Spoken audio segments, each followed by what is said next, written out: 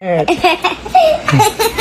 sound of her little boy's laughter is both precious and painful because 6-year-old Darius Macdougall has been missing for almost a month. How are you doing? It's the hardest thing I've ever had to deal with in my life. I don't wish this on anybody. The Southern Alberta family had requested privacy throughout the search, but Megan Bernicki believes it's important to speak out now. You decided to do an interview today. What are the main things you want to get across to the public? Darius is still out there missing somewhere, that if someone has him, bring him home. He's missed, he's loved, he's wanted home.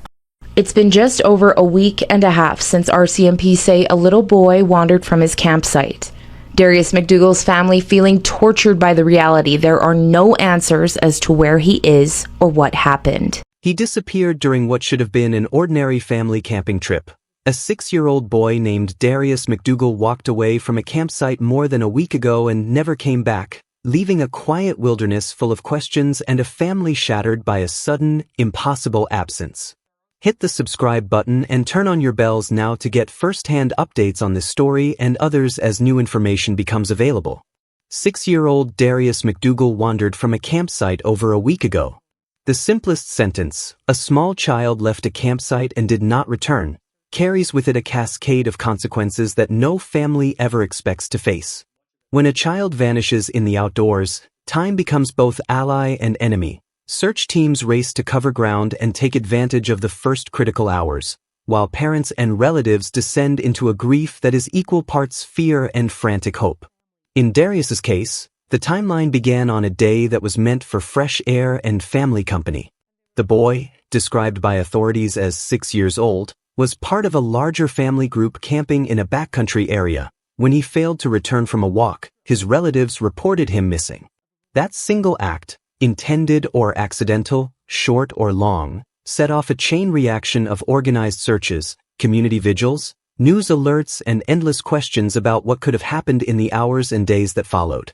For the family, the immediate reality is a daily loop, reliving the last ordinary moment, scouring any memory for meaning, replaying the exact timeline in hopes that a missed detail will surface. For neighbors and volunteers who hear the call to help, the response is practical and raw: gear up, coordinate, and comb unfamiliar terrain that resists human patterns. At the same time, the public sphere strains to hold the family's privacy and the community's desire to help. Social media amplifies images and pleas, while investigators ask for calm and discipline so leads remain clear and verifiable. This is not just a missing person case on a docket. It is a family's life dissolved into an urgent, communal mission, and every hour that passes without answers deepens the wound, not only for close relatives but for everyone who understands how quickly normal days can be overturned. RCMP conducted an exhaustive search across 22 square kilometers. When police officials describe a search as exhaustive, they are using more than a rhetorical flourish. They are pointing to a structured, resource-heavy campaign that leaves as few blind spots as possible in difficult terrain. In this instance, RCMP and partner agencies established a search perimeter that covered nearly 22 square kilometers of backcountry, a scope that reflects both the terrain's complexity and the urgency of locating a child quickly. Covering that expanse is not a matter of walking in a straight line. Teams had to account for ridgelines, dense forest, waterways, steep slopes, and hidden hollows where a small child might take shelter or become disoriented. Search planners break that space into sectors, assign teams, and track who covered which area and when, because in wilderness searches, redundancy is often the best safeguard against missing a subtle sign. That's why much of the area was searched multiple times, sometimes by different types of teams working in different conditions. Daylight searches for visual cues, night searches using thermal equipment where appropriate, and targeted rechecks of areas where initial sweeps produced ambiguous results. The decision to declare that nearly 22 square kilometers had been thoroughly covered came after repeated sweeps by trained volunteers and professionals, and it reflects the painstaking, methodical approach search managers use to ensure coverage is both wide and deep. Still, exhaustive does not mean infallible. Wild terrain changes, evidence can be transient, and natural features can mask or erase human traces. For the family, the reassurance that everything possible was done exists alongside the raw, unsatisfied need for tangible answers, and that contradiction shapes how the investigation proceeds after teams leave the immediate scene. Search extended up to 12 kilometers from last seen location. When search planners expand a radius, they are responding to two hard truths. People, even children, can cover surprising ground on foot or be carried by natural forces such as a river's current, and the landscape itself can obscure movements, making initial assumptions about where someone might be less reliable. In Darius's case, search efforts pushed as far as 12 kilometers from the last seen point, a figure that tells us two things at once. Practically, it means teams tracked potential routes, natural game trails, ridgelines that offer easier travel, watercourses that might draw a child's attention, and logging roads or abandoned paths that could serve as unintended corridors.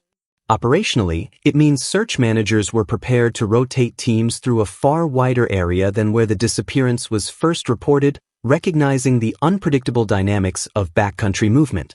Extending a search radius also imposes logistical weight. Communications become harder to sustain, team welfare becomes a top priority, and the challenge of coordinating multiple agencies, often from different provinces or jurisdictions, increases. From the family's perspective, the distance represents a double-edged reality, the hope that Darius could have wandered and been found outside the immediate zone, paired with the anxiety that larger areas mean more places to look and fewer easy ways to feel certain something has been missed. When investigators explain an expansion like this, they are also signaling to the public where to look and where to report tips. Every kilometer of extra coverage is a reminder that a small clue well outside the original perimeter could be vital. Ground teams logged more than 5,300 kilometers of field travel. Numbers like 5,300 kilometers are meant to make one thing clear. This was not a small, weekend volunteer effort. It was a major deployment that ate up human energy, equipment hours, and logistical planning at a scale few of us imagine when we hear the word search. That total distance refers to the cumulative mileage covered by rescue personnel as they moved on foot, horseback, and other field platforms within the search perimeter. To translate, dozens of teams walked line search patterns, repeated sweeps, climbed ridgelines, crossed streams, and moved systematically through dense vegetation for days on end. Each kilometer logged represents paths scouted, coordinates marked, cold and fatigue managed, and the kind of detailed record-keeping that investigators rely on when reconstructing the search timeline. Those kilometers also speak to the methodical intensity of modern search and rescue work. Teams use GPS tracking for accountability, coordinate through incident command systems, and cross-reference results with aerial assets like drones and helicopters to minimize overlap and maximize coverage. Still, the gulf between effort and outcome can be devastating when nothing conclusive emerges. For families, knowing that thousands of kilometers were walked brings both consolation and cruelty. Consolation because everything possible was mobilized, cruelty because miles and hours cannot replace a missing child. Search assets included drones, dogs, horses, helicopters, underwater teams. Modern searches combine traditional skills with cutting-edge technology, and this case highlights how varied those tools can be when the terrain demands it. Ground teams were supported by drones equipped with thermal and high-resolution cameras, providing aerial views that can reveal heat signatures or visual anomalies not visible from a slope below. Helicopters extended the eyes of the search, offering broad reconnaissance and the ability to drop teams into otherwise inaccessible pockets. K9 teams, including both air scent and trailing dogs, brought one of the most sensitive biological detection systems humans have, trained noses that can find scent traces even when visual cues are absent. Mounted units offered mobility for moving teams along trails where vehicles could not go, and underwater teams combed lakes, streams, and other bodies of water with sonar and dive equipment when watercourses were in play. This layered approach is standard in high-stakes searches because each tool covers a different vulnerability: dogs for scent and trail work, drones for rapid aerial sweeps, helicopters for scale and access, and underwater units where waterways could hide or redirect evidence. Using a range of assets also speaks to the seriousness with which authorities treated the case. It required a coordinated, multidisciplinary response, and every asset added a search capability that reduced uncertainty, even if it did not produce the answers the family and community hoped for. Much of the 22 square kilometer area was searched multiple times. Revisiting the same ground is not a sign of doubt so much as careful science. Evidence can be subtle, conditions change, and human oversight can create gaps that are only resolved through repeated passes. When teams search an area multiple times, they apply different techniques on each sweep. One pass might be a visual line search focused on spotting clothing or footprints. Another might be quieter, using scent attraction methods for neurodivergent individuals who could respond to familiar sounds. Night sweeps use thermal detection, and targeted revisits often occur where natural features, a culvert, a narrow ravine, or a dense stand of bushes, could hide small items or a person. Multiple searches also provide opportunities for personnel rotation, ensuring fresh eyes can reassess locations without the tunnel vision fatigue brings. For families, the repeated coverage can be both heartening and maddening. Heartening because it shows commitment, maddening because repeated negative results harden the fear that something essential has gone missing. In many cases across wilderness searches, clues are minute: a torn strip of fabric, a flattened patch of grass, or a small footprint that only appears under certain light. That's why redundancy is intentional. It's how search managers reduce the probability that a critical sign will be overlooked. No physical evidence or sign of Darius was discovered during searches. When large, coordinated searches end without physical evidence, the consequences are profound and painful. Investigators and volunteers walk away with a long list of checked boxes: locations searched, assets used, times recorded, and areas rechecked. But the absence of physical clues, clothing, personal items, disturbed brush, clear footprints, turns the case into a harder investigative exercise. It forces teams to pivot from immediate physical search tactics to different investigative avenues, interviewing every witness again, re-examining timelines, checking vehicle movements, reviewing any available video footage from private cameras or traffic cams, and re-evaluating environmental factors such as recent weather that might have erased traces. The lack of a tangible lead also means the family is denied the small comforts that even bad news can provide. There is no object to bury, no scene to close, and no single fact around which to build a narrative that might let them grieve or pursue closure. For responders, not finding evidence does not mean they stop working. It changes the work. Investigators collect and analyze what they can, keep tabs on tips, and maintain the case as active because a delayed tip or a routine discovery by a hiker weeks later can still change everything. For everyone involved, the absence of physical evidence prolongs a limbo that is both bureaucratic and painfully human. RCMP report no current indication of foul play in the disappearance. When investigators say there is no indication of foul play, they are communicating a preliminary assessment based on scene examination, witness interviews, and the searches conducted to date.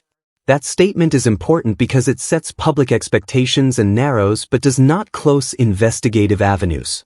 No indication is not the same as no possibility, and investigators are careful with that difference. They continue to pursue leads, examine forensic possibilities as they arise, and remain open to new information that could reframe the investigation. In the public mind, the absence of foul play can be both relieving and confusing. Relieving because it suggests the child did not encounter a malicious actor, confusing because an unanswered disappearance without evidence feels hard to reconcile with everyday life. Investigators often explain that certain scenes, a lack of signs of a struggle, no evidence of a vehicle being involved, or the geography of the area, inform their current assessment. Yet policing doctrine demands that all reasonable possibilities be explored, and that means keeping the case under active review. Families must live with the nuance. They are told it's not likely foul play, while simultaneously being asked to keep searching their memories for any detail that might matter. Public tips, they stress, remain essential precisely because information coming from outside the immediate search can deliver the context that on-scene evidence does not. Search operations were officially demobilized, though the investigation remains open. Demobilization does not mean the end of an investigation. It means frontline search assets, the volunteers, helicopters, SAR personnel, have been stood down because the specific, time-sensitive search strategies have been exhausted. After demobilization, investigative work often shifts into a different phase: long-term evidence collection, re-interviews, digital forensics, and continued public appeals for tips. Authorities will keep the file active, following any new leads, reviewing any submitted footage, and responding quickly when someone reports something that fits the timeline or geography.